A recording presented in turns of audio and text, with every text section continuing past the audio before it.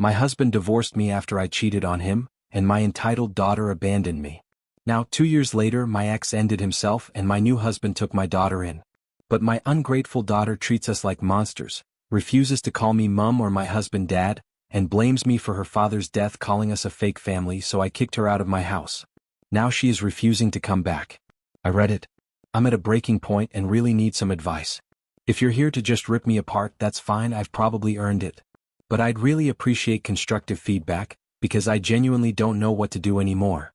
Let me try to lay this out without rambling. I 38F got married very young, fresh out of high school. My ex-husband, let's call him Dan, was 19 at the time. We had our daughter, Ellie, when I was 20. I'm not going to sugarcoat it, our marriage was rocky from the start. Dan wasn't abusive or anything, but he was distant, cold, emotionally unavailable. I was basically raising our kid and running the house alone, while he poured himself into work and gaming. We barely talked unless it was about bills or parenting. We were more like roommates than spouses. By the time I was 25, I was miserable. I felt invisible. Stupidly, instead of confronting the issue head-on or trying therapy, I cheated. I'm not proud of it. I know it was wrong. It wasn't just a fling either. I fell for the guy, I'll call him Eric, and I ended up leaving Dan for him. That's where everything started unraveling. Dan was furious. I mean, obviously. There were screaming matches, tears, and custody threats. It got real ugly real fast. Ellie was around 12 at the time, and it didn't take long before she started pulling away from me and siding with her dad. Which I get, she was a kid, and Dan definitely played the poor abandoned husband card hard. The divorce was hell. Dan dragged my name through the mud in court, and Ellie repeated a lot of things he'd said. I don't blame her entirely, she was hurt and confused. But she lied to the judge. She said I neglected her, that she didn't feel safe with me, and that I was a stranger in her life. It crushed me. I fought for her. I showed up to every hearing, every mediation. But in the end, Dan got primary custody. I got weekends and holidays, but she rarely came. She cut me off emotionally. I remember crying myself to sleep so many nights. Just thinking about how I had become the nightmare in my own child's life. Eric and I got married 2 years later. He's been amazing to me, steady, kind, supportive. We have 2 younger kids together, now 7M and 5F. I finally felt like I had a chance to build a life I always wanted. Except for the gaping hole of Ellie not being in it. Then everything changed. 2 years ago, Dan died by self-harm. I still don't know all the details.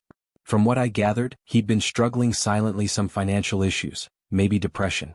I don't know. Ellie was 16 when it happened, and I had to pick up the pieces. She came to live with us again, me, Eric, and the younger kids. I thought maybe this would be a chance to reconnect. She was still hurting, still grieving, and I promised myself I'd be there for her. No matter how hard it got, and I included her in everything: family dinners, vacations, and birthdays. I never treated her differently than the other kids. Eric tried to. He never forced a relationship, but he was always respectful. We gave her space but also showed her we cared. But Ellie, she's been cold, distant, passive-aggressive. She acts like she's just counting down the days until she can leave. She doesn't call me mom anymore, just you or my first name. She barely speaks to Eric unless it's necessary. She's polite to her half-siblings, but doesn't engage beyond the surface level. And the attitude, Jesus. Every eye roll, every scoff, every slammed door, it's like a knife. And I've taken it for 2 years. I get it. I do. I destroyed her picture of our family. I made selfish choices. I was the bad guy. But how long do I have to pay for it? I've taken responsibility. I've never once tried to downplay what I did. I've tried everything: therapy she refused to go, journaling, and heart-to-hearts that went nowhere. She shuts me down every time. She avoids family movie nights. Refuses to come to church with us. Sits in her room for hours with headphones on. She's 18 now, but still in high school due to taking a break after Dan's death. She commutes part-time to a community college while finishing her last few credits, and now to the incident that broke me. Last week, I asked her to do the dishes. Literally just unload and reload the dishwasher. I was trying to get the younger 2 bathed, and Eric was working late. She straight up ignored me.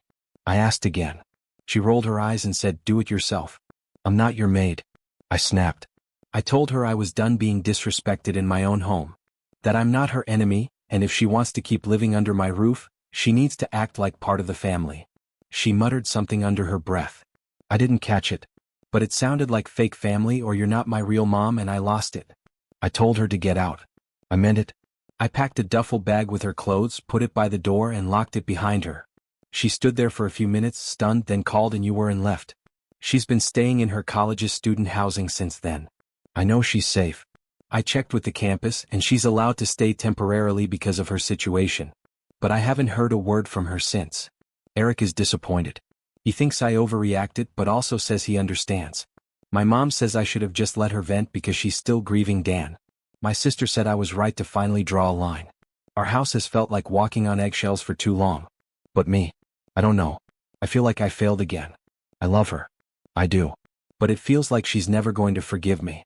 Never going to see me as anything other than the woman who broke up her real family. I've tried to make amends, but it feels like she enjoys punishing me. Sometimes I wonder if she wants me to suffer. And honestly, maybe I deserve it. But I also think about everything I've done since the divorce. How hard I worked to build a new life. How I've bent over backwards to make room for her. And it kills me that none of it matters to her. It's been almost a week since she left. I check my phone constantly. Nothing. I keep going back and forth between texting her and giving her space. Every message I type feels wrong. Too pushy. Too passive. Too emotional. I know she's probably still pissed. I don't even know if she'd respond. Eric says I should give it another few days. My mom says I need to show up at her dorm and bring her back home. My sister says I need to stop chasing after someone who clearly doesn't want to be here. But none of them are me. None of them know what it's like to have your child look at you with nothing but disgust.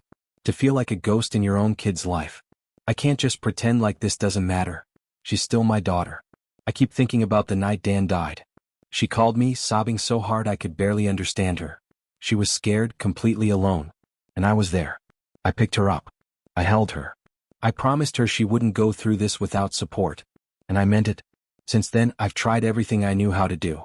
I made her a room that felt like her space. I respected her boundaries. I didn't try to replace Dan. I never trashed him in front of her. Even though I easily could have, there were things he did during the divorce I never told her about.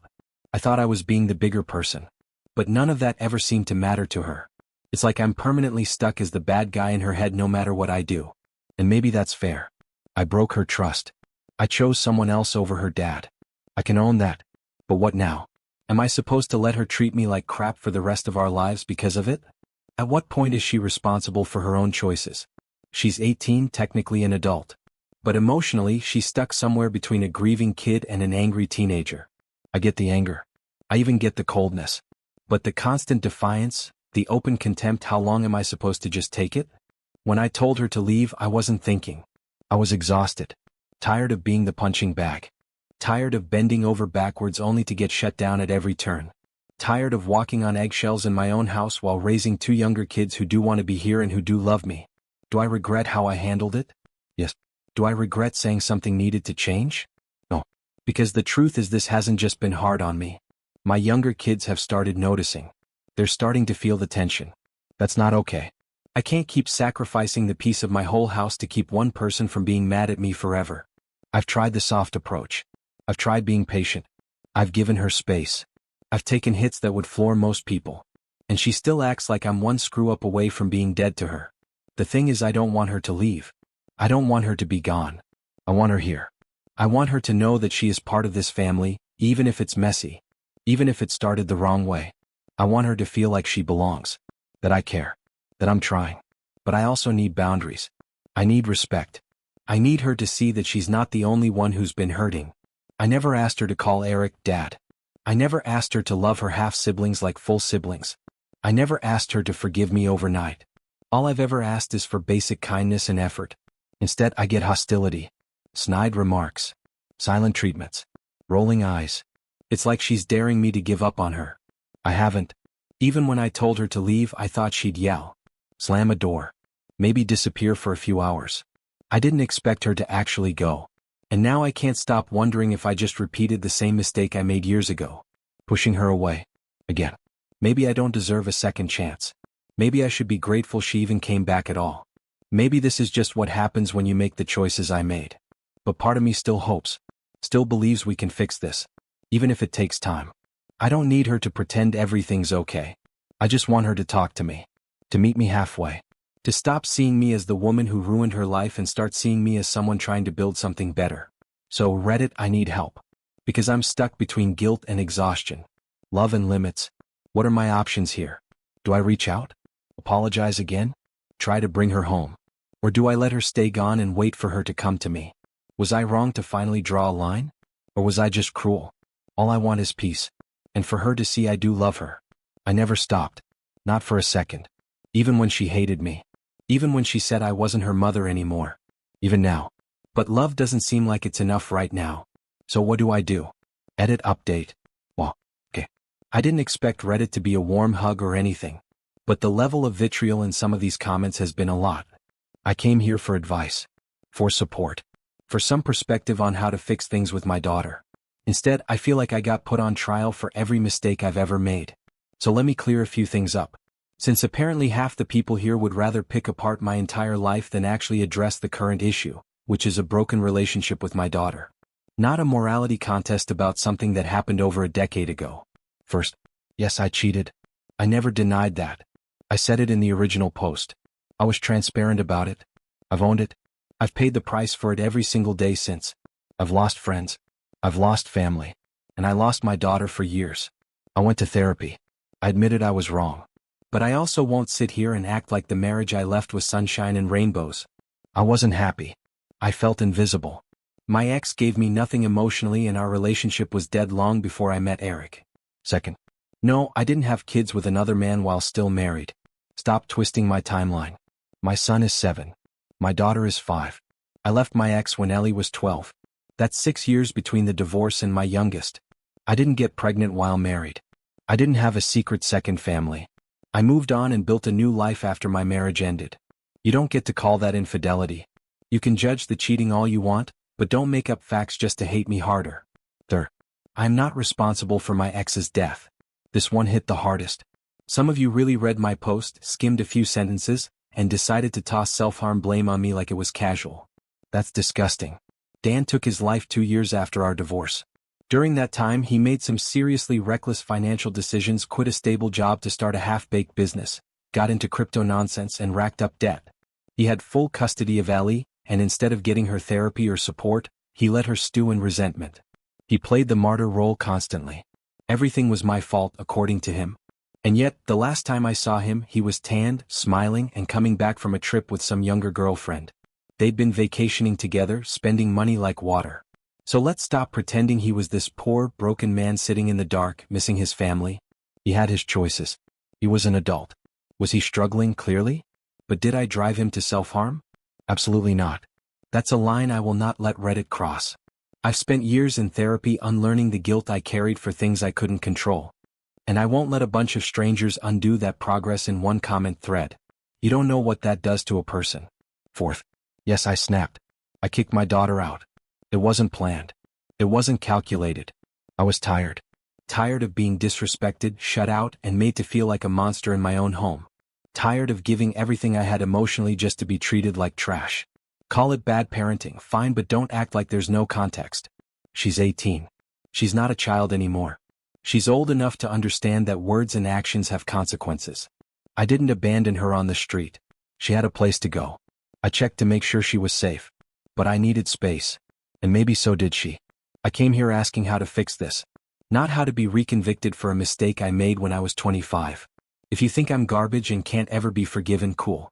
But that's not helpful. That's not advice. That's just projection. What people keep ignoring is that I've been trying.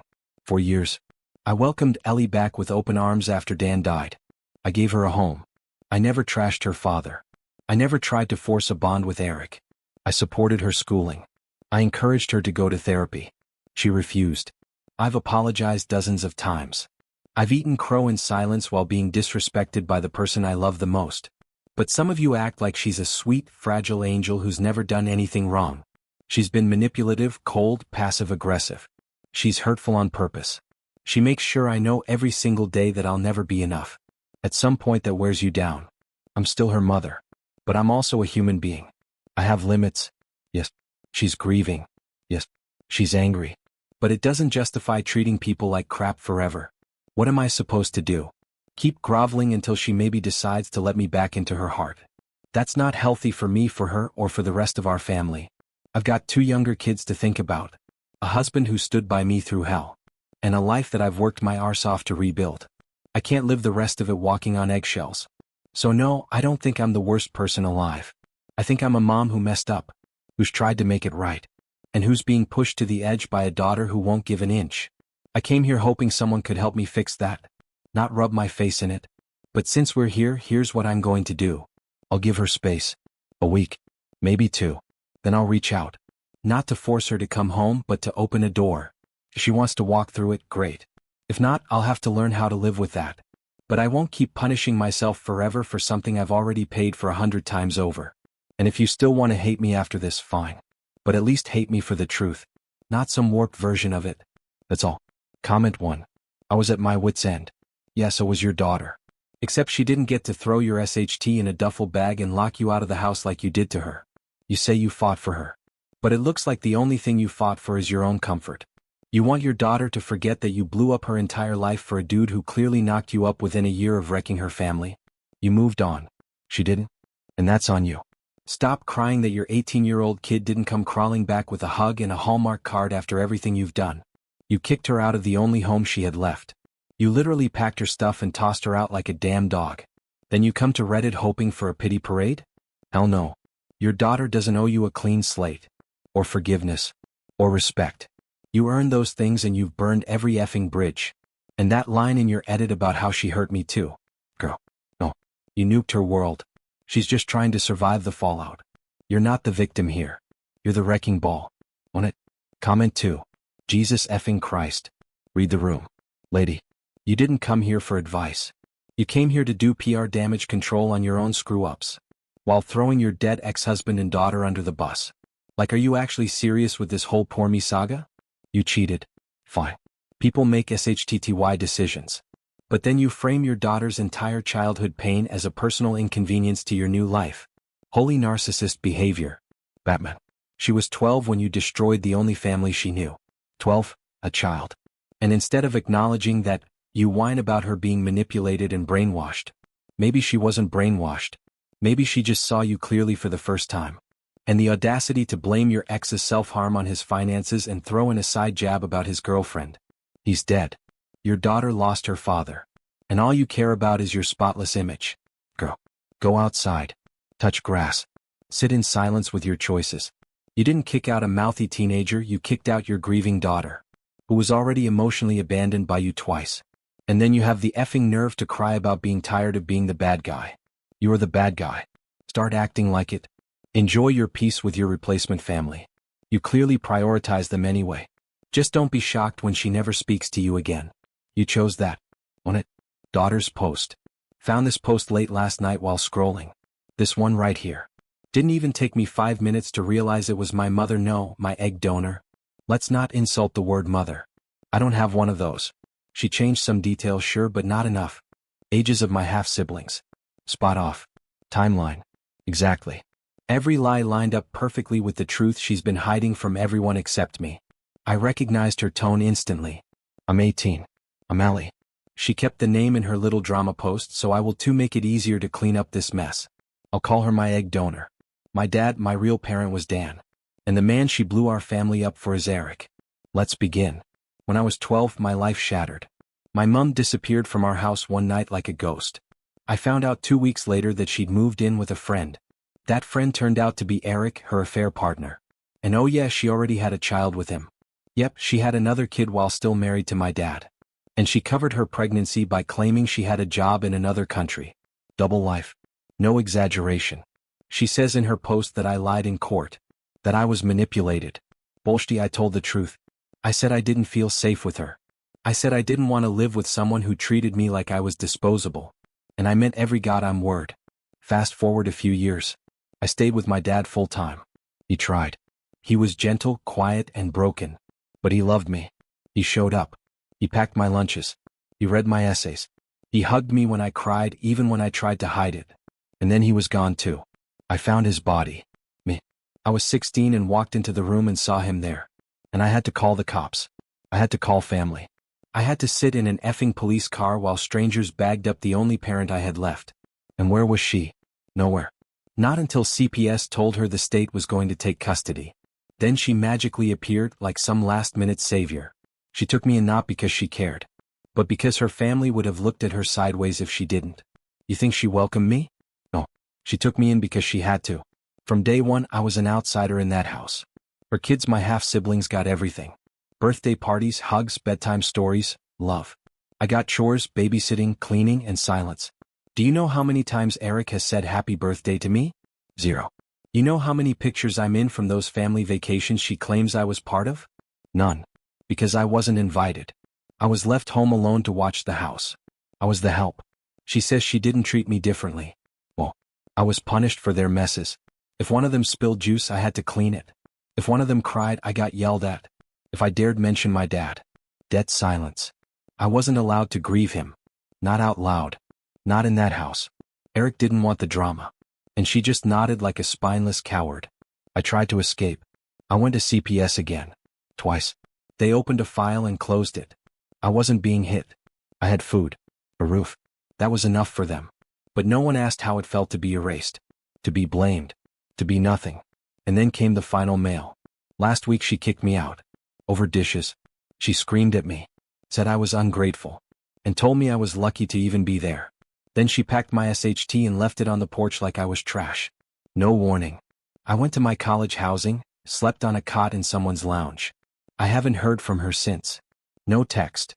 No call. Not even a fake apology. And now she's on Reddit playing the victim. Saying she's tired. That she hurts. That I need to understand her side. No. If that. She says my dad killed himself over money. Try again. He had savings. He had property. I'm inheriting that soon. He was fine. What he didn't have was hope. She took that. She ripped him apart. Left me as the cleanup crew. And then acted like none of it happened. I'm not going back. Ever. She had her chance. She had years. She had me. And she chose everything else every single time. I don't want peace with her. I don't want closure. I want her to feel exactly how she made me feel. Invisible. Replaceable. Unloved. She says I never smiled. That I was cold. Distant. You know what happens when a child realizes their mother never wanted them? You stop smiling. You go cold. You build walls because there's nothing safe inside that house. You survive. And that's what I'm doing now. On my own. I've got college. I've got therapy. I've got friends. I've got the ghost of my dad reminding me what real love looked like. I don't need her. I never did. To anyone else out there. If you've ever felt like the extra in your own life, you're not alone. Some parents are poison. Some people will hurt you and ask for your sympathy in the same breath. Don't give it to them. Let them rot in the bed they made. I know I will. Comment. Comment 1. No. I don't care how many crocodile tears she posts online. Your egg donor deserves nothing from you. She kicked out her traumatized daughter over dishes and then ran to Reddit crying about being the victim. That's sociopath level SHT. The only thing worse than her original betrayal is how she's still trying to control the narrative. Acting like you're the ungrateful one when you are literally cleaning up her kid's piss, taking care of her household, and being emotionally discarded like trash while she plays June Cleaver for Reddit. Wow. She didn't raise you. She used you. And now she wants to weaponize motherhood to guilt you back in. If that. Go full no contact. Change your number. Tell the college to flag her. This isn't just about the past. This is about protecting your future. She doesn't get to be part of it. Period. Comment 2. I'm so God and proud of you for not breaking. You are allowed to hate her. You are allowed to stay angry. You are allowed to never forgive her. That doesn't make you cold. It means your survival instincts are working. F anyone who tells you to be the bigger person. You were the bigger person when you held it all in just to keep peace. You don't owe anyone that anymore. Build your life from here with people who actually give a SHT about your existence. Let her choke on the silence you leave behind. You're not a burden. You were a effing child who deserved safety and got used like a prop. Keep walking. Don't look back. Comment 3. You were never the problem. You were a kid doing your best in a house that clearly saw you as extra. Babysitter, housekeeper, emotional punching bag, anything but a daughter. You don't owe her a damn thing. Not a conversation. Not closure. Definitely not forgiveness. Walk away. Focus on school, your future, and your healing. You've already spent years managing other people's messes. Time to start living for yourself. Thank you for watching the video. If you are interested in listening to these kinds of stories, we've got more in store for you. Simply subscribe to our channel, hit the like button, and share it with your friends.